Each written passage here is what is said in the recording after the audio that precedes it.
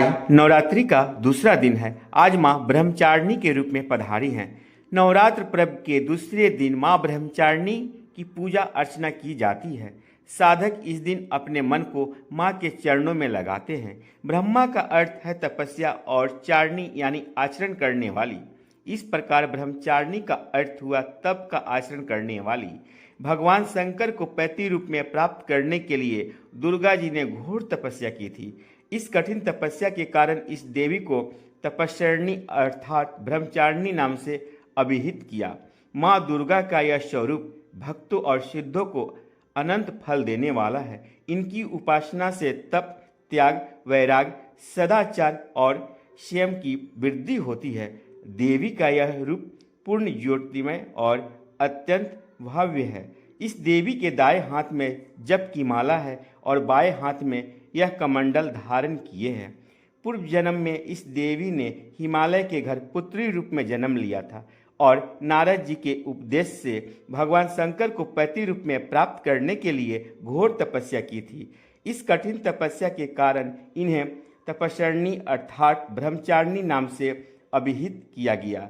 1000 वर्ष तक इन्होंने केवल फल फूल खाकर बिताए और 100 वर्षों तक केवल जमीन पर रहकर शाक पर निर्वाह किया।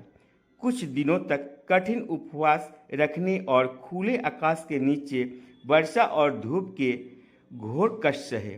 3000 वर्षों तक टूटे हुए विकल्प पत्र खाए और भगवान शंकर की आराधना करती रही। इसके बाद तो उन्होंने सूखे विकल्प पत्र खाना भी छोड़ दिए। कई हजार वर्षों तक निर्जल और निराहार रहकर तपस्या करती रही। पत्तों को खाना छोड़ देने के कारण ही इनका नाम अपर्णा नाम पड़ गया।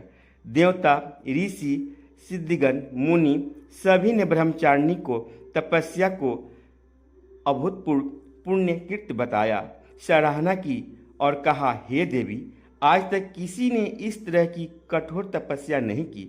यह तुम्ही से ही संभव थी। तुम्हारी मनोकामना परिपूर्ण होगी और भगवान चंद्रमौली शिव जी तुम्हें पति रूप में प्राप्त होंगे। अब तपस्या छोड़कर घर लौट जाओ। जल्द ही तुम्हारे पिता तुम्हें बुलाने आ रहे हैं।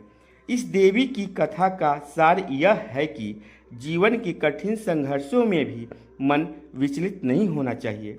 माँ ब्रह्मचारिणी देवी की कृपा से सर्व सिद्धि प्राप्त होती है। जय माँ ब्रह्मचारिणी। जग का कल्याण करो माँ, जग का कल्याण करो।